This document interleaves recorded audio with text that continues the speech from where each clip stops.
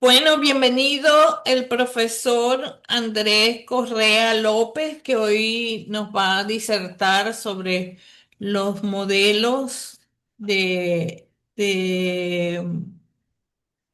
consumidor y en este postdoctorado en economías de consumo y políticas de comercio internacional. Y me permito, leer un poquito de su trayectoria. El profesor Correa es magíster en Gobierno, Políticas Públicas y Desarrollo Territorial. Es especialista en gerencia de proyectos, en inteligencia de negocios, es administrador de empresas, también es normalista superior en pedagogía, es doctorante en administración en Broward International University. Es decano de la Facultad de Ciencias de Ciencias Empresariales de la Universidad Unis Remington. Es director del programa de Administración de Empresas. Ha sido o es docente de posgrado en la institución universitaria Salazar y Herrera de la Universidad Católica Luis Amigó. Es coordinador de posgrado también en la universidad, o fue coordinador de posgrado en la Universidad Católica Luis Amigó y es docente universitario de la Universidad Nacional Abierta y a Distancia UNAD. Además, como sus habilidades profesionales, tiene la planeación estratégica, nuevas tecnologías, creatividad, innovación, comunicación, gestión de proyectos, investigación didáctica, gestión de modelos pedagógicos y ha tenido como reconocimientos los mejores indicadores de permanencia educativa en el Instituto Universitario Politécnico Gran Colombiano, premio a la excelencia educativa en Institución Educativa de María, reconocimiento por el gran compromiso con la educación y el apoyo a los procesos institucionales de la institución educativa Llanos de Cuibá. Reconocimiento por la excelente gestión y alto sentido de pertenencia con la educación de Yarumal, perdón, en el Comité Operativo Municipal y tiene un grado de honor en la Maestría de Gobierno, Políticas Públicas y Desarrollo Territorial. Muy joven el profe, pero tiene una larga trayectoria por lo que estoy viendo. Bienvenido, eh, profesor Correa, a nuestros espacios. Le comento que esta es la primera corte de este postdoctorado. La universidad se está estrenando con 7 postdoctorados. Y bueno, hoy su disertación va a ser bien importante para nosotros. Y entonces lo dejamos en el eje temático de modelos avanzados de comportamiento del consumidor. Así que el espacio es suyo. Nos acompañan los profesores Luis Lobo, el profesor Edwin Montes, la doctora Ninosca Montiel y nuestro director académico y coordinador general de los postdoctorados, el doctor Jesús Arocha. Muchas gracias, doctora Janet. Para mí es un gusto participar en este encuentro con todos los doctores, doctoras que están en esta formación complementaria muy orientada a la investigación, a la ciencia y a la tecnología. Para mí es un orgullo estar en este espacio.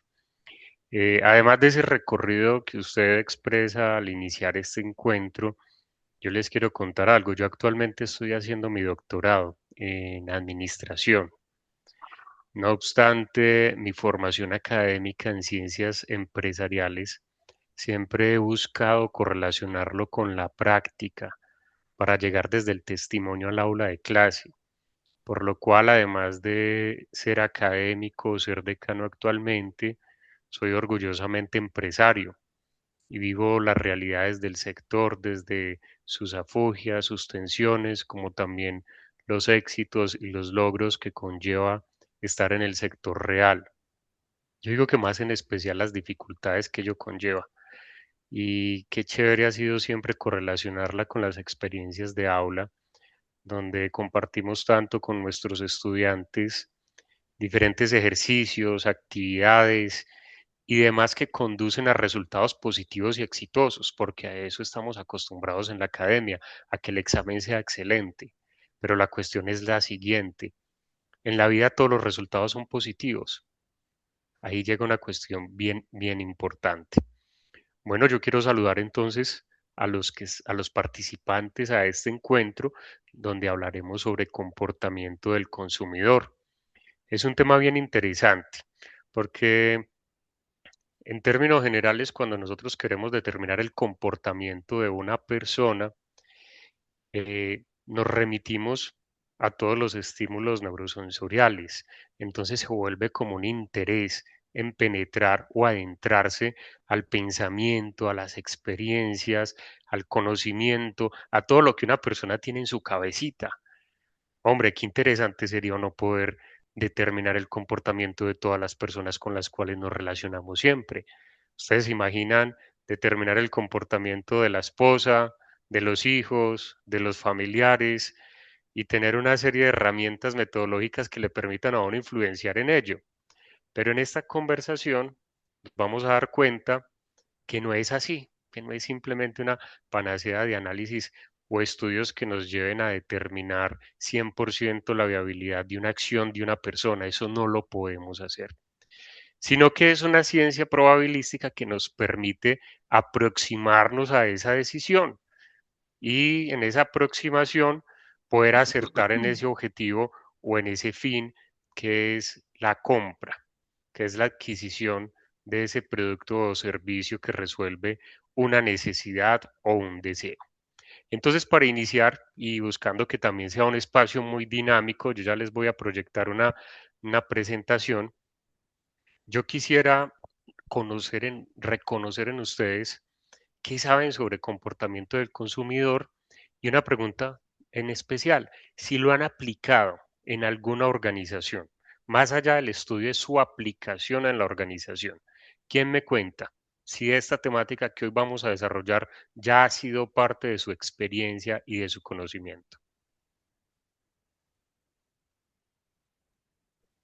En particular, mi experiencia realmente de aplicar el comportamiento del consumidor, realmente no lo he hecho, pero fui decana de la Facultad de Ciencias Administrativas. Y de allí, pues, sabía a través de los docentes que daban esta materia, porque a mi cargo estaba la Escuela de Administración, Mención Mercadeo, y allí habían varios profesores, amigos, además, que manejaban esas materias y por alguna u otra razón siempre tenía el conocimiento de lo que se trataba el tema, que era más o menos medir cómo un nicho o un espacio de la economía estaba marcada por los gustos o las necesidades de consumo de los ciudadanos en un determinado mercado. Muy bien, eh, muy interesante. ¿Quién más nos cuenta otra experiencia para ya iniciar con mi presentación? Sobre comportamiento del consumidor. Bueno, experiencia quizás no muy profunda, pero evidentemente tiene que ver con lo que decidimos, o sea, lo que deciden las personas en cuanto a comprar, en cuanto a compra, en cuanto a cómo elegir, cómo pudiésemos adquirir bienes y servicios. Por supuesto, dentro de este contexto del postdoctorado, evidentemente se debe analizar las políticas internacionales, pues, las políticas del comercio internacional que tiene que ver con aranceles, certificaciones, acuerdos, de manera así como muy general. Muchas gracias, doctor Jesús. Ahora una siguiente pregunta. ¿Han escuchado sobre neuromarketing? Sí, sí, Cuénteme, doctora Janet, sí. ¿usted qué ha escuchado sobre neuromarketing? Bueno, Porque voy a empezar a deconstruir todos esos conocimientos ok, previos. Vamos a ver. sí hemos escuchado, también fui decana de investigación y posgrado. Y digamos que me tocó ser jurado de varias tesis doctorales en donde tenía como variable el neuromarketing. Incluso varios artículos de investigación que me tocó revisar con el tema. Entonces, más o menos cómo a través de nuestro cerebro tenemos algunas tendencias de preferencia por ciertos consumos. Es lo que en líneas generales pues puedo compartir. Muy Eh, bien, mi- doctora. ¿Logran ver mi pantalla? Perfectamente, Listo. doctor, profe. Yo también estoy viendo toda mi pantalla. Entonces, si alguien tiene algún comentario, alguna precisión, interrúmpame con toda confianza. ¿Alguien quería hablar? bueno, quería Doctor comentar, Jesús, sí. sí, que evidentemente cuando nosotros, cuando hablamos de neuromarketing, lo asociamos como al uso de herramientas, por lo general es así. Y estas indudablemente van a permitir medir toda esa actividad cerebral, como bien lo mencionaba la doctora Yané Hernández. O sea, para poderlo entender, es lo que siente el consumidor y piensa inconscientemente al ver un producto en particular. Anuncios, precios, bueno, en fin. Todo esto sin depender de lo que es la parte de marketing como tal, de lo que dicen las encuestas, pero ya es como una percepción para poder incentivar y motivar a que las personas de pronto hagan consumo importante dentro de las eh, empresas de servicio o aquella que de pronto está comercializando algún tipo de producto. Así es, doctor. Y miren, yo les digo algo con esta imagen que tenemos en pantalla. La promesa de entrar en la mente del consumidor ha sido históricamente una tentación intelectual o comercial. ¿Quién que se dedique al comercio, a las ventas, no ha querido influir profundamente en el pensamiento y en la decisión de las personas? Y les voy a decir una cosa, esa promesa se ha presentado bajo el prestigio de la ciencia aplicada, como la biometría, las resonancias magnéticas funcional, la microexpresión, las métricas de atención, una serie de características que pueden determinar cierto comportamiento. Pero en ese ambiente la pregunta por la panacea se vuelve inevitable. Entonces, es la neurociencia del consumidor la que observa esos correlatos cerebrales y fisiológicos del procesamiento de estímulos. Esto es una llave maestra. Aquí es donde tenemos que ser muy prudentes. ¿Por qué? Porque la neurociencia del consumidor y los estudios sobre el comportamiento del consumidor insisten en algo muy importante, que nosotros en formación doctoral lo reconocemos, y es separar la ciencia de la pseudociencia, ¿sí? Yo porque quisiera iniciar esta conferencia bajo esta premisa, y es que históricamente nos han entregado las posibilidades de influencia en la particularidad de cada ser, pero de una manera empírica, no probada, sin la rigurosidad científica, simplemente desde las percepciones comportamentales. Y aquí es muy importante Recordar que la investigación se organiza precisamente, doctora, por el método, la hipótesis, la prueba, la repetición, y no por ello brilla un lenguaje técnico que pueda seducir los resultados milagrosos.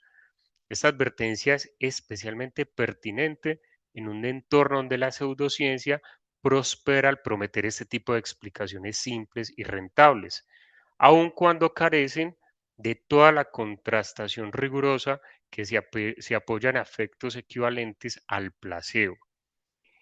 Yo les voy a decir, el problema no es la neurociencia en sí, sino la expectativa que se deposita en ella. Aquí les voy a mostrar bajo unos conceptos de Kennin y Plasman del 2018, que es el mito del botón de compra. ¿Cuál es el mito del botón de compra? Que a partir de las características fisiológicas, comportamentales y microexpresiones de las personas, ya estamos identificando, determinando una posible acción, un cierre de la compra. Ese botón de compra no existe. No hay una compra neuronal. Es un proceso, es un acto situado donde convergen percepciones, emociones, restricciones sistémicas y narrativas personales. ¿Sí? Aquí es donde nosotros marcamos el punto de diferencia entre la ciencia y la pseudociencia.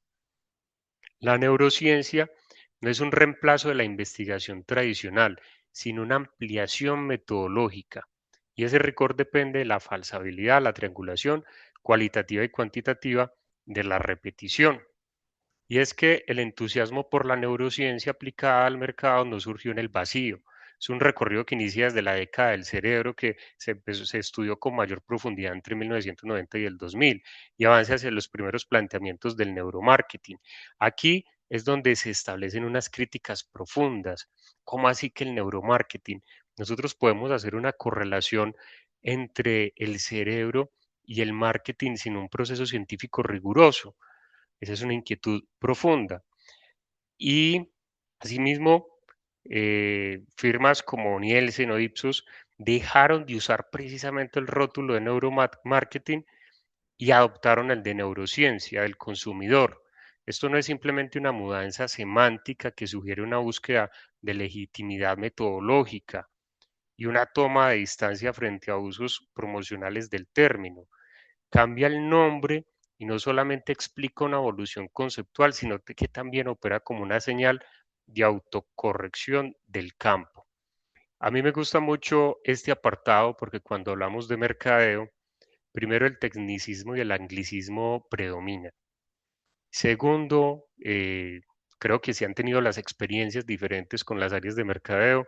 En muchas ocasiones se considera que se sabe todo o que se logran determinar las acciones de los públicos de interés, pero el neuromarketing como una línea o disciplina del marketing y como cualquier ciencia que tiene su fundamento también desde la práctica y la academia, requiere ese rigor científico para poder aplicar todas estas metodologías que nos permitan como tal dar un fundamento a todas las estrategias. Eh, También es un peligro reduccionista interpretar un correlato fisiológico. Vamos a llevarlo como a temas más simples, desde el mito del descarto. Primero, las percepciones, emociones y restricciones vienen del pasado, de las experiencias, del conocimiento, de la identidad y el contexto donde la persona ha tenido su desarrollo. Y eso es lo que en sí determina una decisión.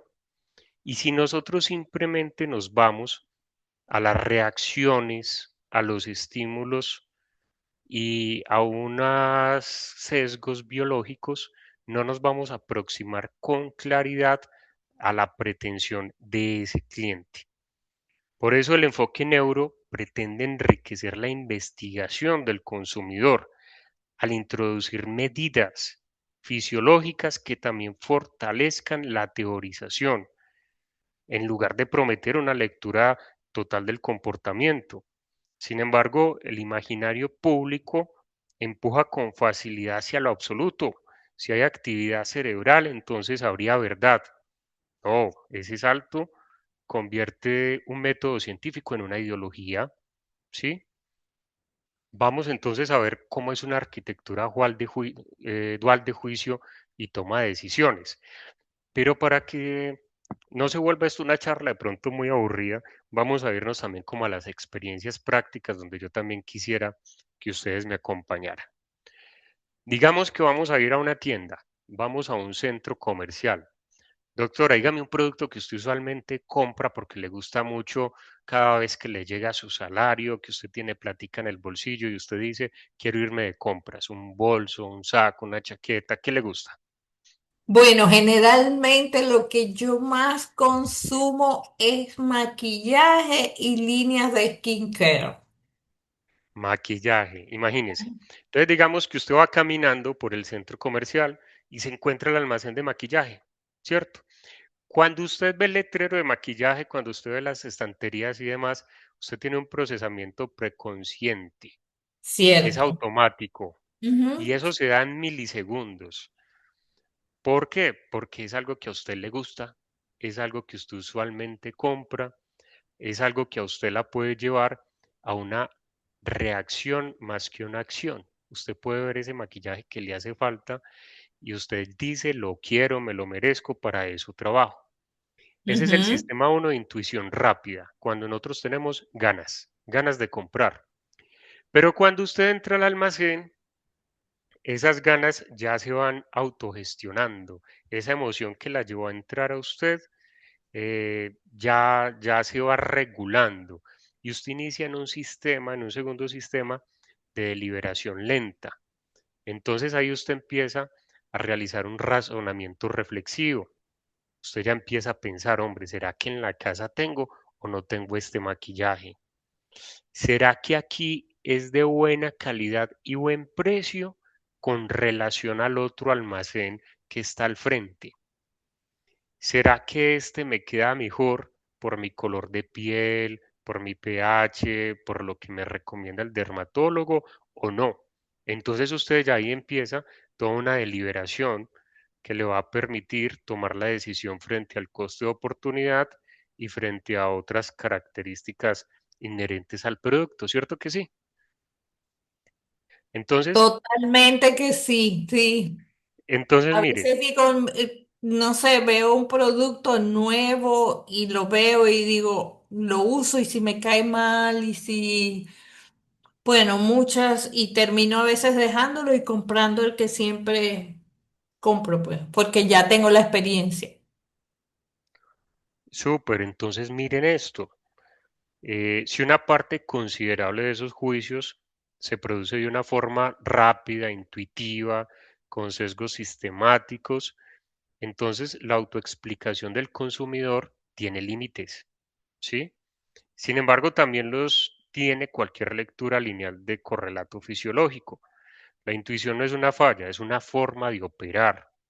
El riesgo aparece cuando interpretamos un indicador, por ejemplo, tu motivación, tu deseo, cómo se va dilatando la pupila, cómo va tu ritmo cardíaco, el arousal, como si fuera una emoción específica, y cuando la intención de compra sin un diseño experimental se justifica simplemente en esa inferencia, es decir, en el momento en el que Janet entró a la tienda. Eso es solamente una parte de este cuento que va hasta la mitad y que son temas que estudia precisamente la neurociencia aplicada al marketing o al comportamiento del consumidor. Pero la marca no hipnotiza el cerebro, más bien moviliza aprendizajes, memoria cultural, expectativas y demás. Entonces aquí viene la implicación metodológica, que es la autoexplicación que es del consumidor.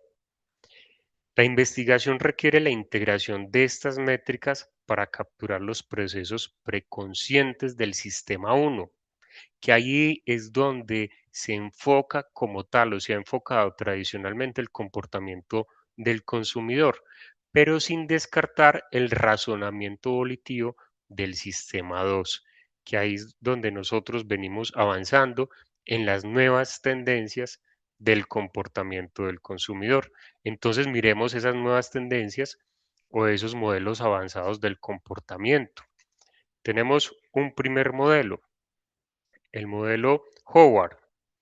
El modelo Howard estructuró el viaje de compra como un proceso metódico de resolución de problemas, de esos estímulos significativos, simbólicos y sociales procesados mediante constructos perceptuales de aprendizaje.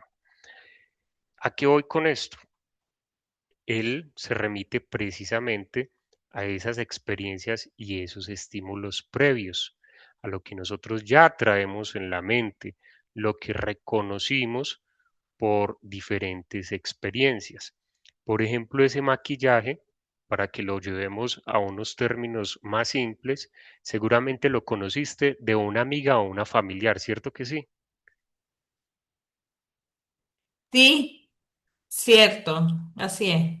Alguien te lo recomendó y el propósito de esa recomendación era la resolución de un problema o una necesidad, que era tener un maquillaje que fuera coherente, por ejemplo, con las recomendaciones del dermatólogo.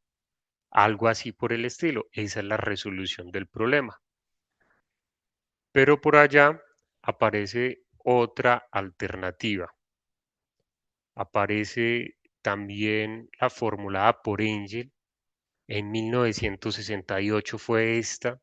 Este diseccionó el comportamiento en fases lineales y secuenciales, donde primero reconoce el problema, ya lo vemos desde Howard, busca información al respecto, realiza una evaluación de alternativas y ahí sí define su decisión de compra.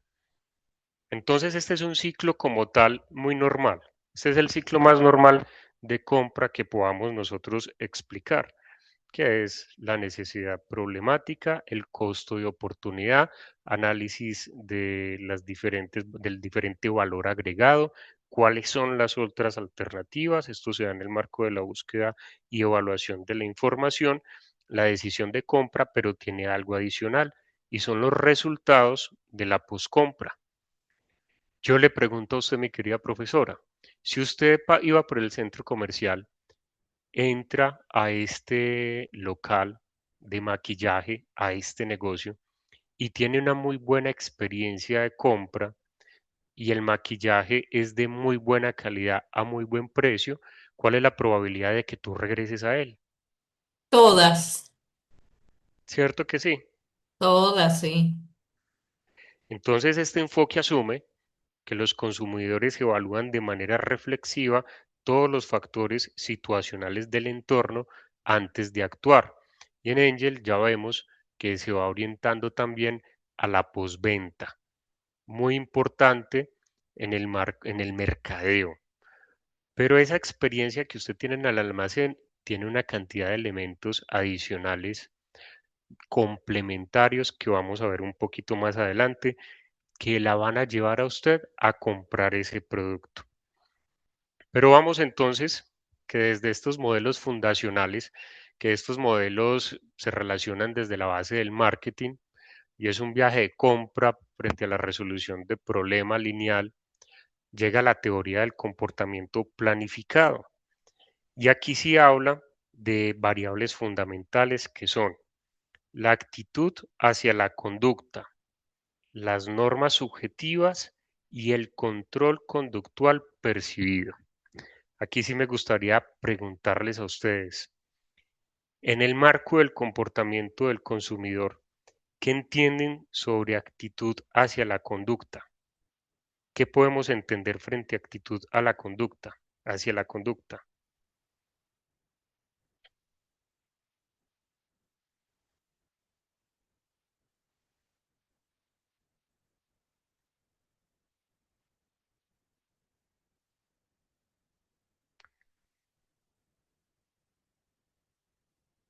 Este es más, yo miro que no Ajá. quiero que se me duerman los asistentes por aquí presentes, que es que yo para colocar la presentación. ¿Qué es la actitud hacia la conducta? A ver, Yo me imagino, o sea, que sería cómo yo me, me enfrento a esa conducta, por ejemplo, cuando a veces somos las mujeres sobre todo de comprar compulsivamente, pero hay un momento en que yo digo, no, no puedo, ajá, no lo necesito o no dispongo del dinero suficiente como para hacer esa compra. Es exacto, es lo Ahí, que como, pienso, esa ahí actitud. confluye dos cosas. Ahí confluye la emoción, que es lo que no ves, ¿sí? Y confluye tu conducta. Tal vez tu emoción te dice que te lo lleves, o tu conducta te dice que te lo lleves, pero las emociones es lo que te hace que vengas a controlar parte de esa conducta que asumes ante la compra o ante la necesidad o el querer comprar. así es. Muy sencillo. Es cuando nosotros pensamos, ¿esto es bueno o malo para mí? Ahí es donde nosotros asumimos una actitud hacia la conducta, lo que mencionaba la profesora Janet y secundaba a Edwin. Si tengo o no tengo el dinero, si puedo o no puedo pagarlo, si me sirve o no me sirve. Ahí nosotros ya hacemos una reflexión frente a la actitud hacia la conducta. Pero entonces, la siguiente pregunta sería, ¿cuáles son las normas subjetivas? Las normas subjetivas refieren como tal a la presión social percibida. Entonces, mire que aquí ya tenemos un juego muy complejo. Primero, lo que nosotros consideramos como bueno o malo para nosotros al momento de comprar. Y segundo, las normas subjetivas es esa presión social que nos pueden llevar a nosotros a comprar. Y recordemos que nosotros hacemos parte de unas estructuras identitarias. Con o sin voluntad propia, nosotros nos configuramos dentro de una cultura que viene desde un arraigo histórico, unas tradiciones presentes y también un entendimiento de cara al futuro. Y en nuestra sociedad, lamentablemente, esa identidad viene también con tensiones sociales o exigencias sociales, donde nosotros, en muchas ocasiones, en el marco del consumo, las queremos satisfacer. Por ejemplo, si mi compañero tiene el carro del último año, yo también quiero tener el carro del último año. Si tiene el bolso más costoso o de la marca más reconocida, quiero tener uno. Entonces, cuando llegamos a esas normas subjetivas, empezamos a sacrificar como tal la actitud hacia la conducta y vamos perdiendo control conductual percibido. Miremos, por ejemplo, miremos estos ejemplos. En el contexto del consumo, el consumo verde y orgánico, hay unas variables adicionales que nosotros podemos considerar frente a la actitud hacia la conducta, y es que es responsablemente ambiental, es bueno para mí, aporta a mi salud, pero existen unas barreras de precio y el precio actúa como tal, como ese elemento restrictivo que deprime directamente este proceso de comportamiento. O por ejemplo, menús saludables. La conciencia sobre la salud es una actitud hacia la conducta. La comida saludable es la mejor para nosotros, pero la actitud general pierde relevancia frente a la conciencia de la salud y en la teoría del comportamiento del consumidor en algún momento cuando nos queremos dar como tal ese gustico. Esas son como tal las teorías del comportamiento planificado y sus extensiones contemporáneas. Doctora, ¿cierto que esta charla es de una hora? Me tengo que ir moviendo. Ah, sí, más o menos. Ajá, pero está muy bueno. Sí. Mire, por acá va a ser también su intervención la doctora Ninosca porque tiene problemas con su micrófono. Así que Ah, cuando claro. ella vaya a intervenir, yo le voy a indicar, ¿sí? Bueno, sí, entonces por favor, si ella quiere intervenir, que me levantan la manito para yo Ok, estar ahí muy perfecto. presente, ¿cierto? Ajá. Vamos a ver la telemetría y los modelos del comportamiento del consumidor. Venga, que es que a veces que hablo así no los miro, pienso que no me están escuchando yo. Ustedes han escuchado sobre el Internet de las cosas, ¿cierto que sí? Todos reconocemos. Sí, Hoy en día ajá. A ver qué. todo está conectado a Listo. Internet. Sí, Hablamos de nuestros hogares desde la domótica. Tú en tu casa ya tienes el famoso Alexa, ¿cierto? Todos tenemos el Alexa. Alexa, ¿qué hora es? Alexa, colócame esta canción. Alexa, ¿cómo va a estar el clima? Todos tenemos Alexa. Yo no le hablo a Alexa. No le hablas a Alexa, no, tienes que hablar con Alexa, Alexa. recoge el arbolito. Ojalá. Bueno, el Internet de las cosas. Alexa, cuando tú conectas la iluminación de tu casa, cuando tú lo integras con la lavadora para que ella se encienda y funcione en los horarios en los que la unidad residencial lo permite, en tu nevera inteligente que como tal tiene el inventario de todo lo que tienes allí almacenado y en caso tal de que esto se vaya terminando, te hace el pedido automático por Rappi u otra aplicación, no sé en Venezuela cuál será, para que llegue a tu casa. Entonces el Internet de las cosas hace que tu vida sea mucho más sencilla y que tu hogar, tu vehículo, por ejemplo, el Internet de las cosas también está en los carros. El Tesla, por ejemplo, es un carro que tiene gran carga de Internet y de información frente a los sitios visitados, a los hábitos de conducción, a las formas de consumo y demás.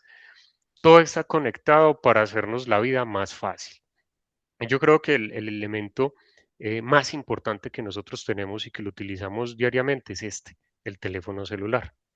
Pero entonces, mis queridos asistentes, recuerden que todo esto está recogiendo información de ustedes. ¿Cierto que sí?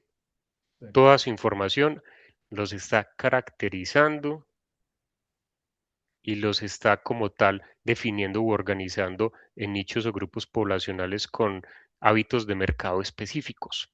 Entonces nosotros nos volvemos sujetos de consumo identificados para la pauta o la publicidad. De eso se trata la telemetría, la recolección de toda esta información. Entonces, en el marco de la recolección de toda esta información, las grandes organizaciones o empresas, entre otras cosas, esto entra ya en una barrera de la ética, porque las grandes empresas ya conocen mucho de nosotros, dónde vivimos, estrato socioeconómico, edad, hábitos de consumo, entre muchas otras cosas. Entonces, esto ya va como tal identificando cuáles son nuestras necesidades y cuando identifican o reconocen nuestras necesidades, ahí es donde nos llegan las ofertas. O yo les quiero hacer una pregunta. Ustedes cada vez que abren una página web, ¿cierto que les aparece aceptar cookies? ¿Lo han visto? ¿Y ustedes saben para qué aceptan? para dejar rastro. Para dejar rastro y para recopilar información. O les hago una pregunta respecto a los algoritmos de asociación. ¿A ustedes les ha pasado que ingresan a Mercado Libre y cuando ingresan a Mercado Libre, digamos que van a buscar una bicicleta? Buscan la bicicleta, buscan los precios, la marca preferida y cuando ya salen de Mercado Libre, navegan en otras páginas o ingresan al correo electrónico y les empieza a aparecer publicidad de bicicletas. ¿Les ha pasado? Todo el tiempo. Todo el tiempo, profesor. Todo el O- tiempo pasa. ¿Cierto que sí? O por ejemplo que ustedes ya compraron la bicicleta y ya les empieza a aparecer información respecto a accesorios, cascos, vestidos y demás que usted puede utilizar con la A bicicleta. veces no hace falta que lo compre o que lo busque. A veces lo pienso y cuando lo pienso lo tengo en el teléfono. Oiga, y le voy a decir una cosa más miedosa. ¿Les ha pasado en algún momento que ustedes hablan sobre un producto específico, hablan, y cuando ingresan Sí. al teléfono celular al ratico les aparece publicidad? Sí, muchas veces. A mí me Eso sí, pasa hasta con mi mascota. Yo interactúo a veces con mi mascota y me empiezan a salir la fotografía. Mi mascotica es siamés, es un gatico siamés. Y todos los reels que me salen por Instagram tiene que ver con el cuidado del gato siamés o las características que tiene el gato siamés o cómo se cuida, en fin. entonces Sepan que nosotros permanentemente estamos entregando información a diferentes organizaciones que recopilan datos. Esos datos van a repositorios, esos repositorios generan como tal estructuras de medición avanzada, es decir, medidores inteligentes que capturan la huella conductual en intervalos de tiempo, los decodifican en hábitos individuales y luego nos entregan esa información. Yo en algún momento cuando hice la especialización en gerencia de proyectos en inteligencia de negocios, oiga, imagínense, eso fue en el 2019 y nosotros hicimos un sistema de detección de posibles brotes pandémicos en el Hospital San Rafael de Bogotá.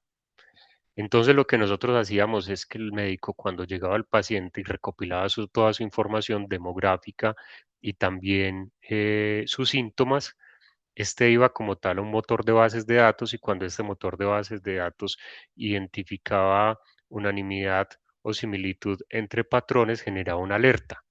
Entonces generaba una alerta sobre un posible brote pandémico o endémico o demás, que le permitía a la clínica tener mayores provisiones, mayor número de personal y demás. Oiga, yo me hubiese hecho rico si lo hubiese lanzado en el 2020, pero esto fue en el 2019. Esto es muy bonito si lo hablamos desde las ciencias de la salud y el propósito que nosotros teníamos. Pero las organizaciones en el marco del comportamiento del consumidor lo aplican constantemente. Identifican esos hábitos de consumo para que nosotros tengamos a disposición la solución y nosotros con la solución en la mano accedemos a ella con prontitud. Entonces, en el marco del comportamiento del consumidor como tal, es que se me olvida este nombre, cuando uno segmenta estos grupos, pero en el mercadeo tiene otro específico, pues bueno, les permite también, entre otras cosas, a los estrategas de marketing optimizar las pautas. ¿Por qué? Porque si hablamos del mercadeo hace unos 10 años, recuerden cómo era. El mercadeo tradicional desde la radio que podía llegar, no sé, a 500.000 personas, pero ¿cuál sería la tasa de conversión al respecto? O la televisión podía llegar a millones, a 30 millones de personas si hablamos de cadena nacional, pero ¿cuál es el tubo de conversión? Ahora específicamente con herramientas como Meta Business o Suite, donde tú puedes correlacionar las pautas de Instagram y de Facebook bajo un grupo poblacional segmentado o una pauta automática, tú le estás llegando a menor precio a esos públicos que te están buscando. Esto es muy chévere y si uno lo hiciese de forma práctica sería bien interesante. Y es algo que lamentablemente no lo estamos viendo con profundidad en la academia. Yo lo conozco es porque lo aplicamos en la empresa.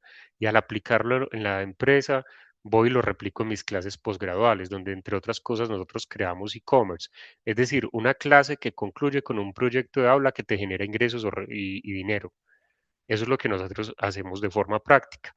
Entonces, mire cómo el neuromarketing o el comportamiento del consumidor permite optimizar la pauta, facilitar la venta y a los consumidores, si no nos controlamos, comprar con mayor facilidad. Sigamos entonces con la presentación.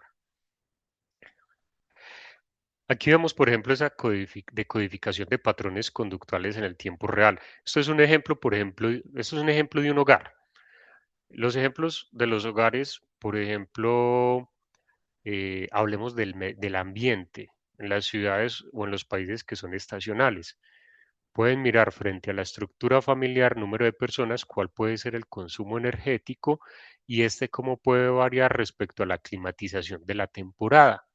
Esto que podría permitir a empresas de servicios públicos mirar en qué momento van a necesitar racionalización o van a tener una sobredemanda de energía o de agua.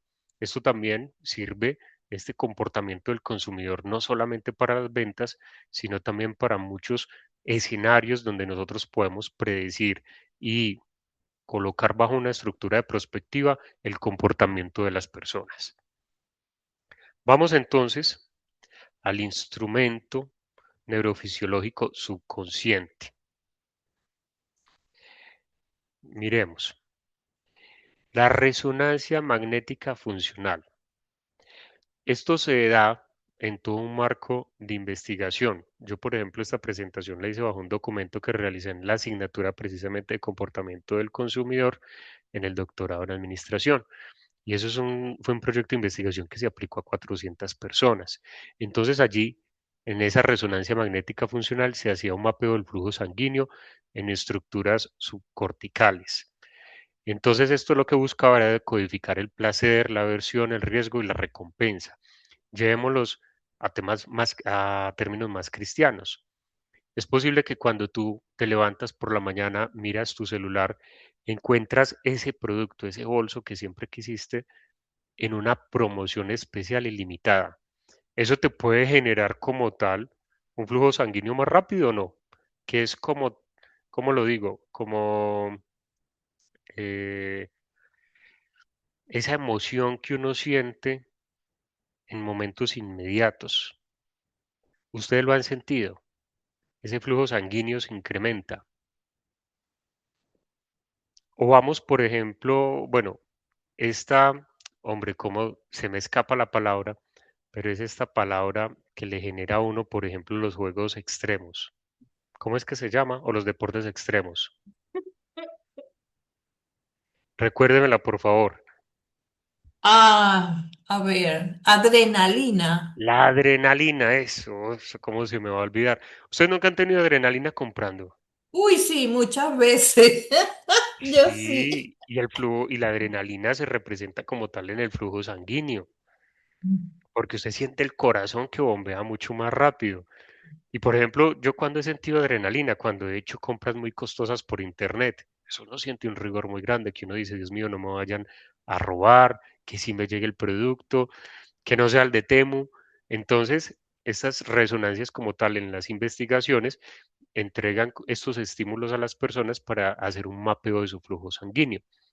Hay otro, por ejemplo, que es el rastreo visual pupilar y topografía de estado estable, que evalúa el impacto inmediato del diseño visual publicitario. Hay publicidades que a nosotros nos generan reacciones porque nos recuerda a nuestra niñez, a una persona específica, la conexión con los colores, con el diseño gráfico. Esto nos lleva a nosotros a un determinado interés y esto puede ser rastreable. Si nosotros lo vemos desde el comportamiento del consumidor, no sé, de más que en algunas partes ya existen tiendas que puedan hacer este rastreo visual pupilar en tiempo inmediato, pero si tú vas a un aeropuerto ya lo hacen. Si por ejemplo tú tienes diferentes estímulos, por ejemplo, tú vas caminando por el aeropuerto y este rastreo visual identifica una reacción frente a la visualización de un oficial de policía, termina siendo sospechoso. ¿Lo han visto en televisión? Este ya es muy fácil, es más, la biometría que Sí. utilizan para eso vas y cuando vas a tener un vuelo internacional ya lo haces por medio de biometría, ya haces el registro visual y mientras tú vas caminando ese registro visual genera patrones y si un patrón genera una alerta específica en un momento determinado de cercanía con la seguridad del aeropuerto, ya eres un sospechoso.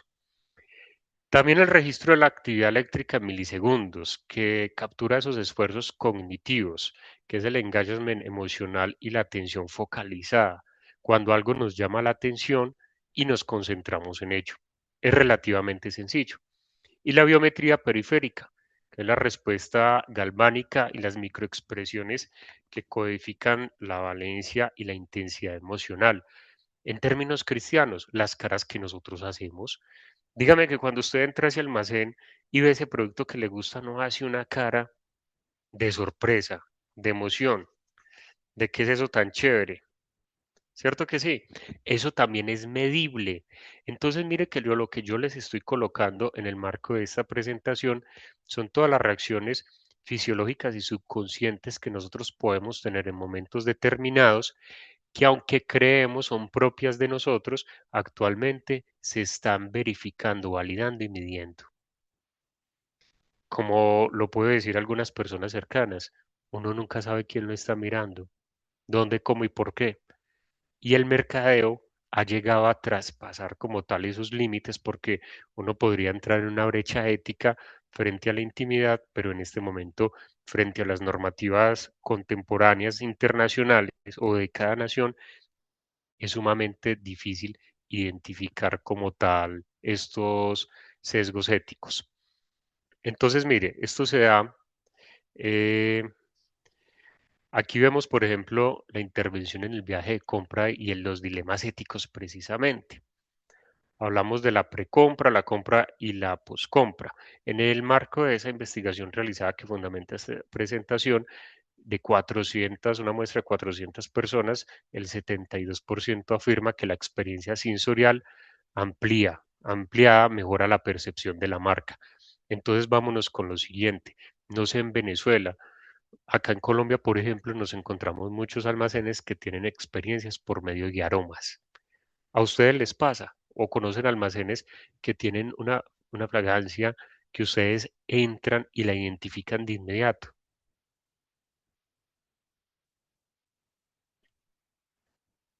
Edwin, No se me vayan a dormir. Edwin levantó la mano, por eso es que le Eh, estoy cediendo la palabra. Sí, sí, con respecto al tema de las experiencias, ¿no? Por lo menos sí, aquí tuve la experiencia en una tienda fuera de aquí de Venezuela, que al entrar en el vestidor y me pongo la camisa, en el espejo aparece el detalle de la camisa, ¿sí? O sea, me veo vestido con la camisa y decía el precio de la camisa. Me pongo el pantalón y aparecía el precio de la camisa más el pantalón y me iba apareciendo como el carrito de compra. sí. Automáticamente, que era como una experiencia que también, si está el dilema de que está el sensor, de que uno se está colocando determinada prenda, si también rompe esa brecha de privacidad en la persona mientras se está cambiando. Así es. Y eso lo que busca es cerrar el proceso de compra, cerrar el carrito lo más pronto posible. Pero mire, estas experiencias sensoriales son bien, bien importantes y bien interesantes en el momento en el que nosotros pretendamos la venta. Los olores son muy importantes porque tú puedes configurar una identidad de marca por medio de un olor y en todos tus almacenes tener como tal ese olor que va a generar recordación en los compradores. También sensorial ampliada los colores. Ustedes han escuchado sobre la psicología de los colores. La psicología de los colores que nos habla cómo los colores pueden generar diferentes emociones y decisiones en momentos determinados. Por ejemplo, el color naranja y el amarillo. Ustedes allá en Venezuela, ¿dónde lo encuentran? El naranja y el amarillo. El naranja, doctor, Solamente la comida. en una Eh, farmacia, en la farmacia. Y el puede ser, amarillo ahorita se está utilizando mucho en un supermercado nuevo. ajá. Pero Edwin lo manifestó en la comida. El naranja y el amarillo están más relacionados con los restaurantes. Entonces hay muchos restaurantes que utilizan estos colores. Pero también ya una correlación de todos estos elementos.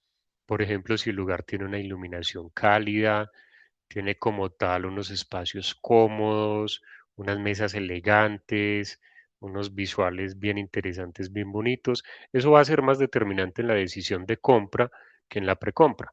El interesado puede optar por la competencia o el costo de oportunidad. El 72% afirman que estos elementos son sumamente importantes al momento de comprar. Entonces ahí tenemos que tener muy en cuenta que no es solamente el producto, sino todo aquello que acompaña al producto.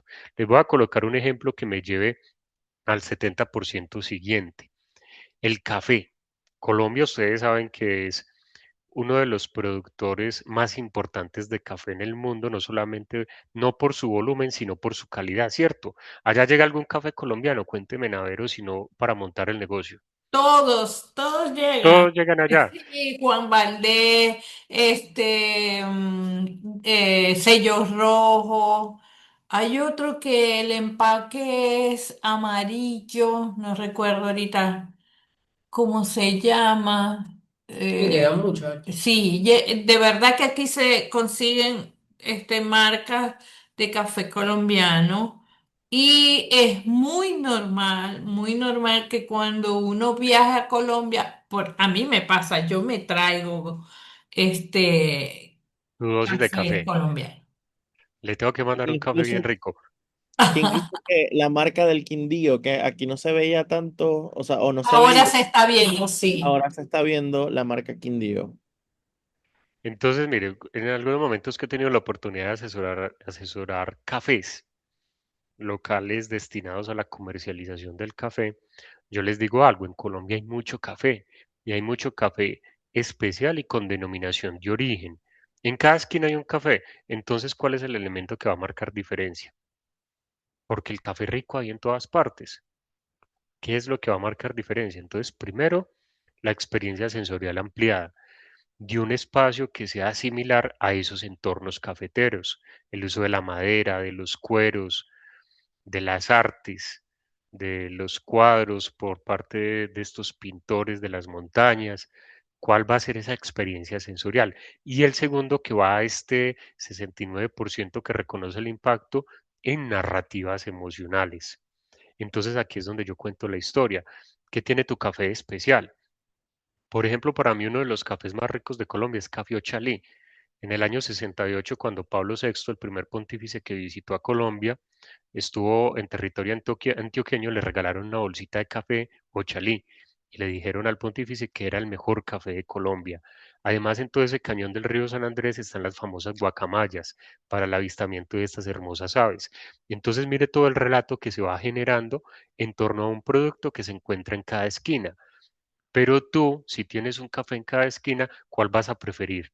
¿El que tenga la experiencia sensorial y el que tenga adicional el impacto en la narrativa emocional? ¿O a ese que simplemente te vende tinto o café? Tú vas a ir por estas experiencias y estas narrativas. O por ejemplo el café que es cultivado por madres cabezas de familia o que vivieron en un contexto de violencia. Eso ya te lleva a una narrativa emocional en la decisión de compra final además del simplemente el producto. Si nosotros tenemos estos dos elementos, ya vamos ganando como tal en el comportamiento del consumidor sin tener que adentrarnos a profundidad en sus características propias. Sí, Aquí viene como tal, sí señor. me pasó en una oportunidad, yo hice el tour del eje cafetero y esa narrativa se usa mucho en la venta de café, en las catas sensoriales, y en la cata sensorial luego explican que, que es cultivado bajo, o sea, por mujeres o personas que estaban desplazados por el tema de la violencia. Así es, y esa narrativa es la que te lleva a ti a comprar el café. Y es que hay muchos elementos. Por ejemplo, en una de las clases yo les decía a los muchachos, hablemos de una bolsa de leche. Vamos a colocar ese ejemplo acá. Tú compras la bolsa de leche porque la venden en el supermercado exclusivo de tu ciudad. Es a un precio alto, pero te encuentras en un entorno de aspiracional y exclusividad, ¿sí? Compras tu bolsa de leche que es de lecheros que viven en la ruralidad del norte de Antioquia quienes han venido optimizando todo su proceso productivo y por medio de la compra de esta leche favoreces a la cooperativa de lecheros que entre otras cosas subsidia el acceso y la permanencia a la educación superior. O compras la leche que venden en el almacén de grandes superficies que es económico y es barato. ¿Cuál de esas tres leches comprarían? Va. Bueno, yo voy a poner mi ejemplo personal. Yo compro siempre una marca. En estos últimos meses compré de esa misma marca, digamos, la leche descremada en polvo, ¿ya? Y no me gustó. Y volví. a mi compra anterior, a comprar la que siempre compro. No, y son de la misma marca, es la misma empresa que elabora la ley. Pero no, mi experiencia para mí no fue buena. Esto va entonces muy ligado a la particularidad de cada ser, donde vemos que hay personas que pueden seleccionar la leche, tal vez no de la mejor calidad lactosuero, pero que se vende en ese sitio de exclusividad aspiracional donde te encuentras en un entorno social que te motiva y te inspira. Entonces ahí colocas en la balanza frente a tu comportamiento lo aspiracional económico frente a tu posibilidad más allá de la calidad, por decirlo así. O por ejemplo, a mí me gusta mucho una leche que es de Colanta, que es la cooperativa de lecheros del norte de Antioquia. Además, porque Colanta apoya a los lecheros de la región y también tiene diferentes unidades estratégicas de negocio, ha crecido, se ha diversificado y ha aportado al desarrollo del territorio, además que me parece rica. Entonces encuentro un equilibrio entre el aporte social y la calidad, aunque es un poquito costosa, pero sin ser la premium de esos supermercados de élite. Pero hay quienes tienen una barrera que es muy común, la barrera económica. Si yo tengo una barrera económica, yo no puedo aspirar a la leche de mayor valor ni a esa lechita que de pronto tiene un aporte social, sino que yo tengo que acceder a la que es de menor precio. ¿Cuál es la situación acá?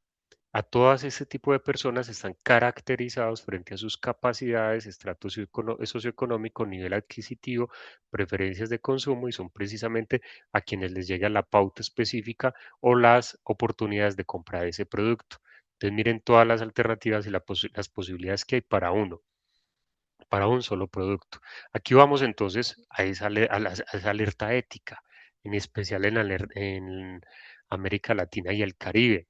Y esa alerta ética va más allá frente a la gestión de las bases de datos o la recopilación y la manipulación de la información.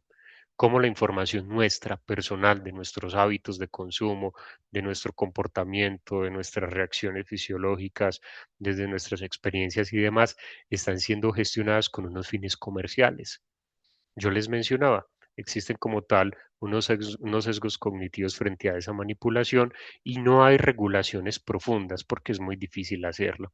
Aquí en Colombia se existe como tal la normativa de Avis Data, donde tú entregas tu información y la persona, la empresa a la cual se la entregas, te dice para qué va a ser utilizada, que son fines exclusivos para ello, pero no termina siendo realidad. A uno le llegan miles de mensajes, miles de correos, miles de llamadas, ofreciéndole a uno un montón de cosas que uno no sabe ni dónde salieron. Yo particularmente, como interesado en el comportamiento del consumidor y en los mercados, tengo un correo electrónico, el que creé desde el colegio, y ese correo electrónico yo lo entrego en todas partes.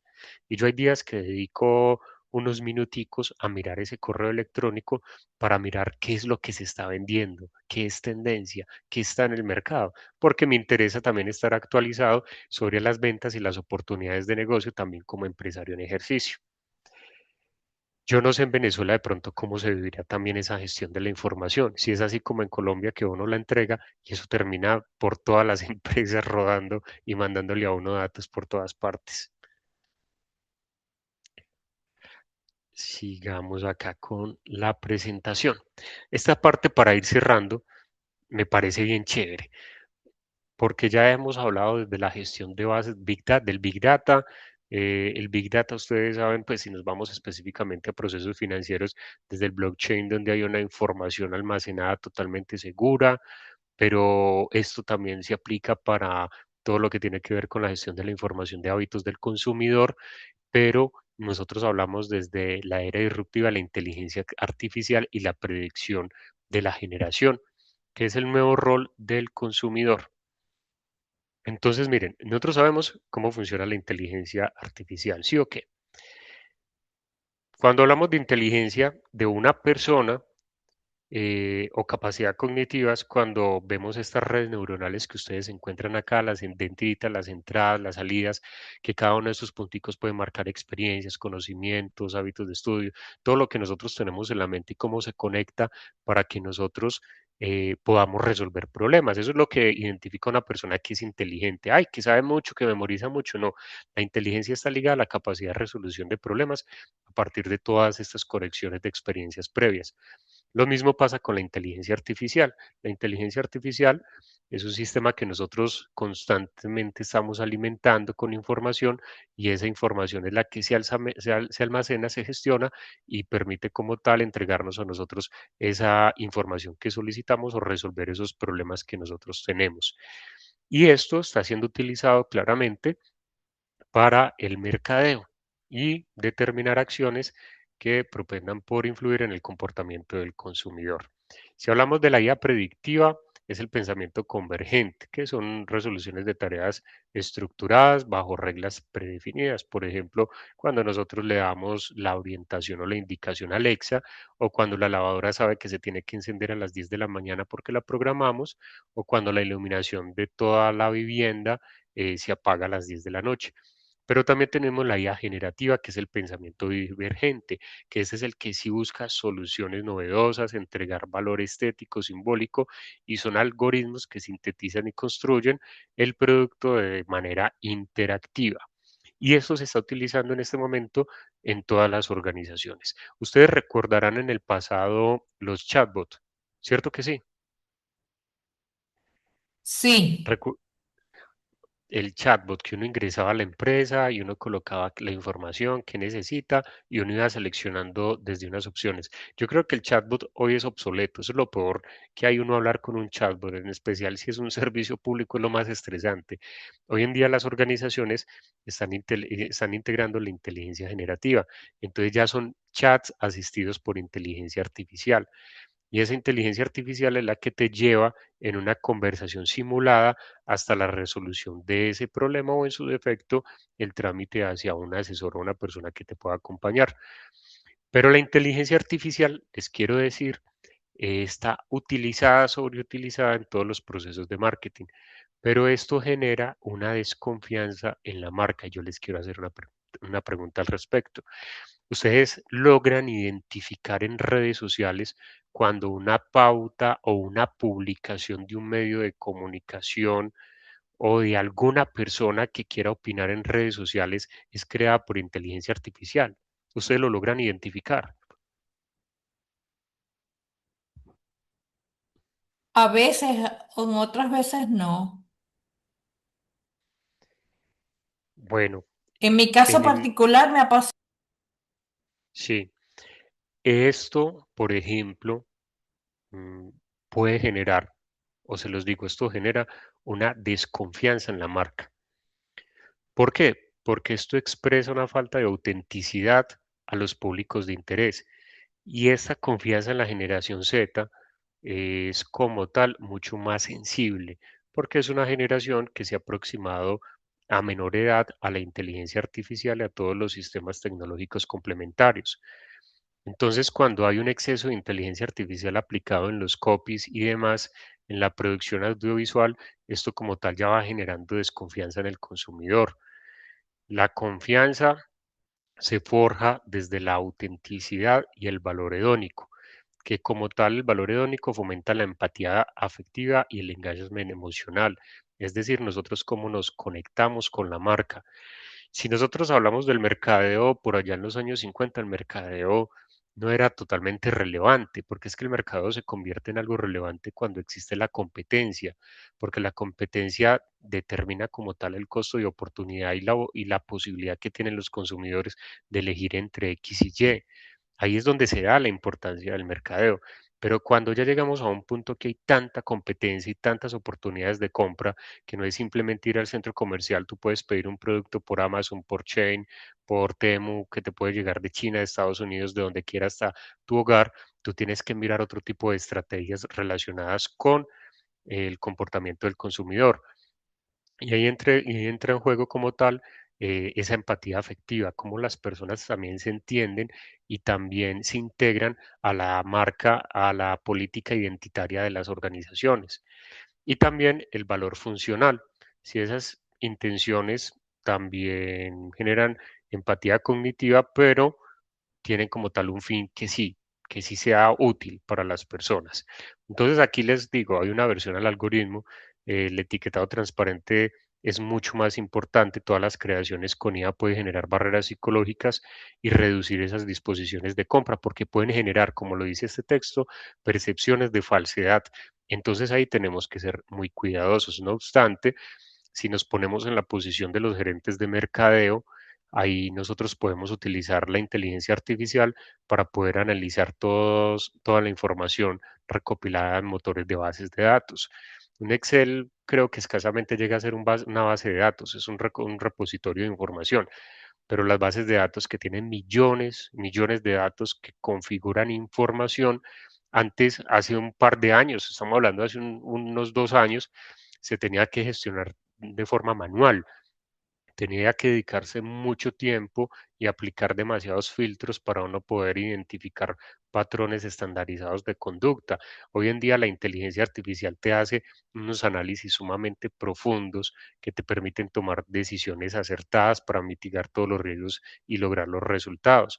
Además de esa información que te puede identificar la inteligencia artificial, también te puede estructurar diferentes planes para poder llegar con facilidad a esos públicos. No obstante, nunca sacrifiquemos la identidad, nunca sacrifiquemos ese valor diferencial que se ha construido durante tantos años, porque eso nos puede llevar a la pérdida de autenticidad y a perder transparencia frente a nuestros públicos de interés. Vamos a ver entonces, ya este sí es el cierre, me disculpan ahí estos 20 minuticos adicionales, que es el ecosistema digital en América Latina.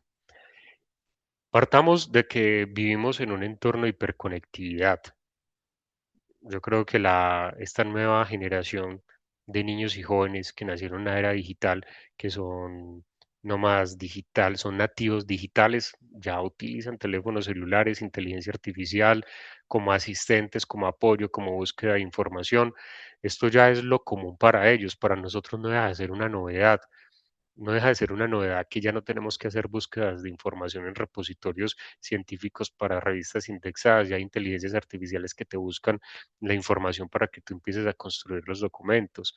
Para ellos no es novedad que una inteligencia artificial te haga el diseño de una pieza gráfica. Nosotros antes teníamos que hacer piezas gráficas con Canva de forma manual, dedicarle 2 o 3 horas. Ya para ellos no es novedad que una inteligencia artificial pueda asistir procesos médicos y quirúrgicos. Para nosotros todavía es miedoso y riesgoso. Nosotros vemos al médico con inteligencia artificial y nos asustamos. Entonces vemos que existe una hiperconectividad y esta hiperconectividad también lleva unos hábitos de consumo sumamente importantes, aunque existe todavía una brecha muy grande frente al e-commerce en Latinoamérica y el Caribe con relación a Estados Unidos y Europa. Yo les cuento una experiencia. Por ejemplo, en nuestra universidad nosotros somos partners del grupo EFI, que es el que organiza la feria e-commerce más grande del mundo. Y nosotros estamos formando estudiantes para que sean comerciantes no solamente en Colombia, sino en el mundo, en especial en países donde la tasa de cambio favorece, como por ejemplo México, Estados Unidos, España, donde ellos aprovechan como tal el just in time, donde las grandes bodegas como Dropi, como EFI, como Amazon y demás te permiten comercializar esos productos y tú te quedas con la comisión o como tal la utilidad que puede generar el intercambio de ese producto en toda una cadena logística transparente. Entonces miren que también el ecosistema digital en América Latina va cambiando. En este momento no creo que ninguno de los presentes hagamos una fila en un banco. Yo no sé qué es hacer una fila en un banco, no creo que todavía hagamos filas en bancos. Todos los procesos bancarios son por medio digital. Compras de ropa, productos para el hogar, del cuidado personal y demás, de la mejor calidad en cualquier país del mundo por medio de un e-commerce en Internet. Y ustedes me dirán, no, qué susto, no me llega, eso ya es sumamente seguro. Y eso permite optimizar los recursos escasos. Por eso es mucho más económico porque tú no tienes que pagar todo lo que tiene que ver con alojamiento o bodegaje y logística y operación de esos productos. Just in time porque se produce país de origen directamente a la casa. Y existen los intermediarios comerciales que son los que están ganando ese dinero, que para nuestro caso queremos que sean nuestros estudiantes y para ellos los estamos formando. Y es muy chévere todo este ecosistema digital que se está desarrollando en América Latina y el Caribe porque no solamente está facilitando los hábitos de consumo, sino que también están generando diferentes estrategias de marketing que puedan como tal segmentar a ese público.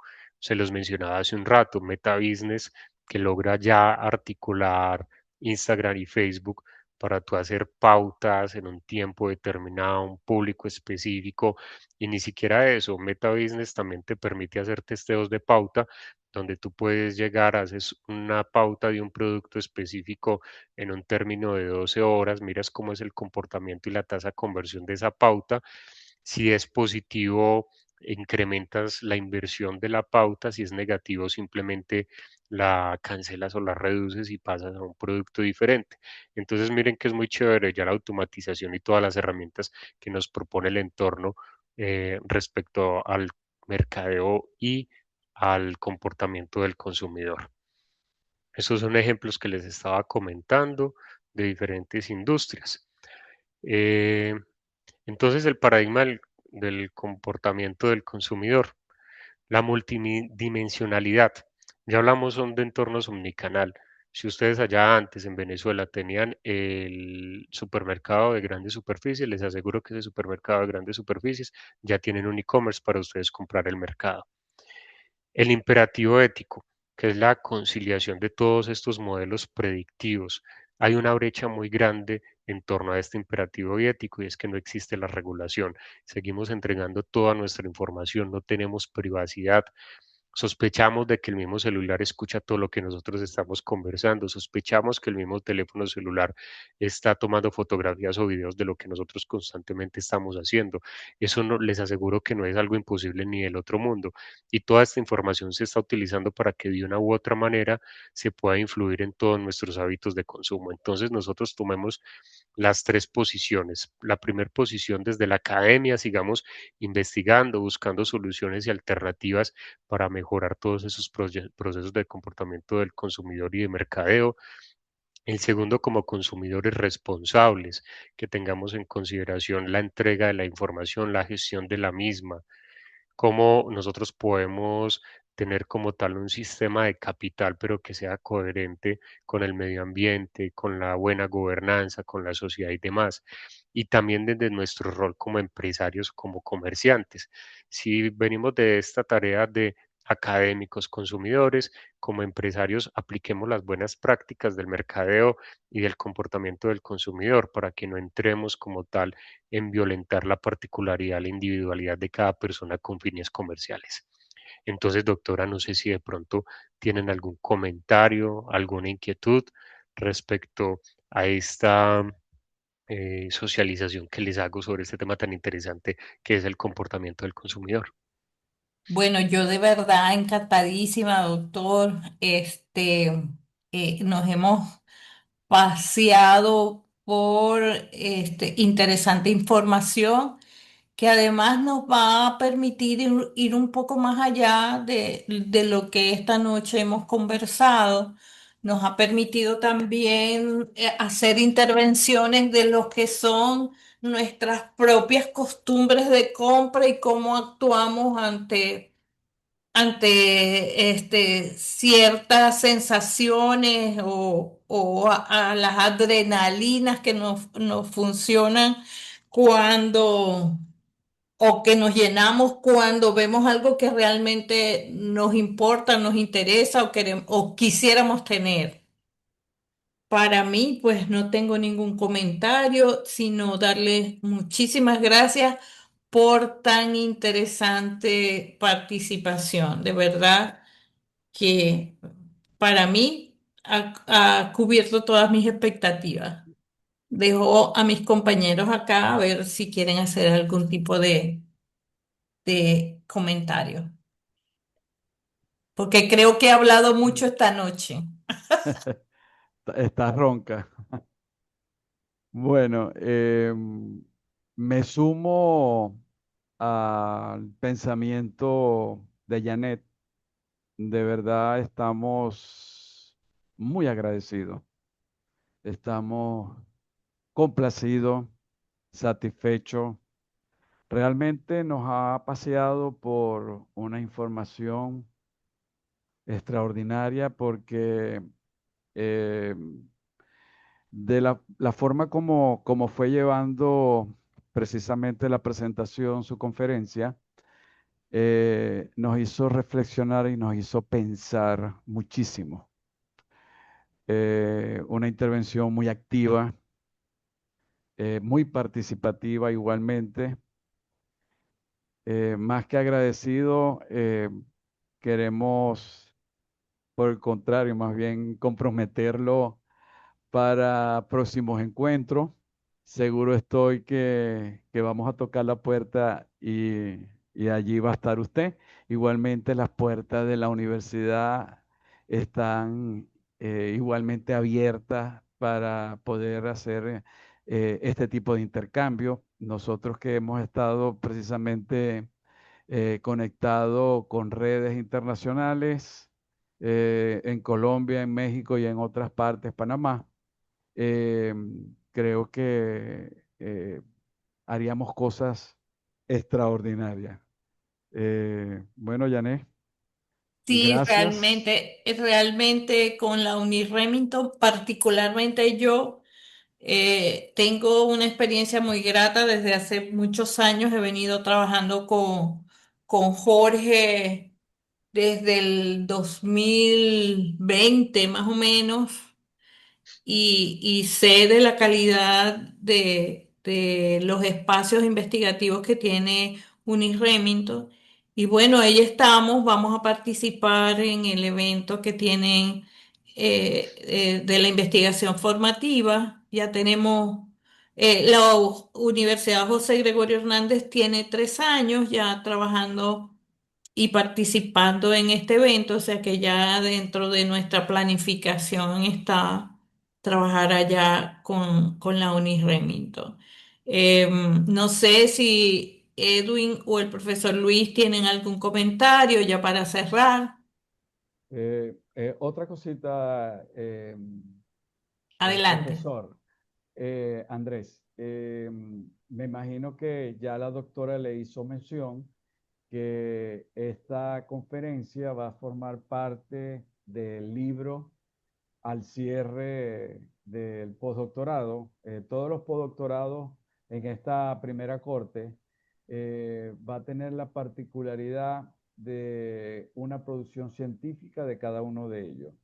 Indudablemente, lo que usted nos trajo hoy debe formar parte de uno de los capítulos de ese libro. Entonces la invitación está allí y yo creo que la profesora más adelante le dibujará los detalles sobre este tema. Sí, Claro que sí, muchas gracias, muy agradecido. Qué bueno poder participar con un capítulo al respecto. Yo en el marco del doctorado hice muchos textos, muchos escritos al respecto, pero eso se queda en las tareas. Pero sería muy bueno consolidar como tal esas experiencias y poder llevarlas a un capítulo del libro. sí, así es. Luis y Edwin, no sé si quieren hacer algún comentario ya para cerrar. Bueno, yo creo que yo participé en los espacios donde tuve la oportunidad, de verdad también agradecido, profe, por su tiempo y de verdad bastante nutrida la actividad de hoy. Luis, ¿algún comentario? Ajá, adelante. Sí, bueno, buenas noches. Igualmente agradecido por esta experiencia, por efectivamente profundizar un poco más sobre esta parte del comportamiento del consumidor. Yo pues sí he tenido la oportunidad de trabajar, ¿no? En algunas áreas de esta temática. Sin embargo, pues nunca lo había visto desde una óptica híbrida, como nos la presenta Andrés. Y eso pues me parece a mí sumamente interesante ver que ahora podemos agregar tres dimensiones, ¿no? No solo lo cognitivo, sino también eso fisiológico. Y pues porque por supuesto hoy en día nos está arropando también lo que tiene que ver con la inteligencia artificial. Y algo que usted pues dejó allí muy, muy bien marcado es no olvidarnos de lo ético que a veces lo dejamos plasmado en la parte académica, pero que ya en lo práctico a lo mejor se está viendo por otro punto de vista o las empresas pues en esas ansias de generar riqueza y de generar rentabilidad pues se van simplemente, lo olvidan, lo dejan a un lado y buscar ese equilibrio es lo ideal, ¿no? Para nosotros, porque como bien le escuchaba a la doctora Janet, así caemos igualmente, por llamarlo coloquialmente, en todo ese tipo de estrategias cada vez que compramos algo, que vamos a un supermercado, a una tienda, a un centro comercial, y que después que compramos uno dice, ay, esto no lo necesitaba, o mire aquí, logré caer en esta estrategia de mercadeo que realmente iba muy bien direccionada, pero que en su momento, lo que decía el profe Andrés, esa actitud de compra, pues es mucho más impulsiva y hace que logremos nosotros comprar algo que a lo mejor no necesitábamos. Y bueno, entonces eso, finalmente agradecido, sigo muy emocionado por estar en el postdoctorado y espero que todo termine con mucho éxito. Sí, bueno, ya profe Andrés, ya le haremos llegar cuál es nuestra normativa para el texto, pero de verdad para nosotros va a ser un placer tener un escrito suyo allí como parte de todas las producciones científicas que esperamos generar a través de nuestros postdoctorados. De verdad reiteramos nuestra invitación a que participe en otras actividades que ya no sean del doctorado, pero que sí son de interés para la academia. Muy Claro que sí. agradecida. Pronto va a tener en su correo la certificación de haber estado Mm, con nosotros esta noche. ya lo Y, tiene. y- bueno, Ah, ya, sí. ya, Ya ya lo va a se revisar, vamos a ver. Allí está, revise. Eh, no, no me ha llegado. quizás no al correo de Eunice Remington, no Sí, sé. allí lo envié. Ah, ok. Al Denis Remington. Ajá. Bueno, no, yo sí quisiera como un mensaje final y más para nuestra formación como doctores e investigadores. Mucha conexión con el sector, con la realidad, porque yo espero que esta conferencia les haya gustado mucho, pero esta Sí. conferencia es 50% academia y 50% realidad, necesidad de aplicarlas, de intentar, de fracasar, de lograr éxito, de vender. Ahí es donde uno va reconociendo con mayor profundidad todas esas experiencias. Bueno, entonces aquí concluye nuestra participación el día de hoy. Los esperamos para a los participantes para el tercer encuentro en el mes de junio. Y de verdad, de nuevo, nuestro agradecimiento, profe Andrés, por haber aceptado nuestra invitación. No, a ustedes por la invitación y muy atento para los próximos encuentros. Con todo gusto sabe que cuentan conmigo. Gracias. Bueno, buenas noches, compañeros. Bueno, que estén muy Buenas bien. noches, Un saludo igualmente. especial.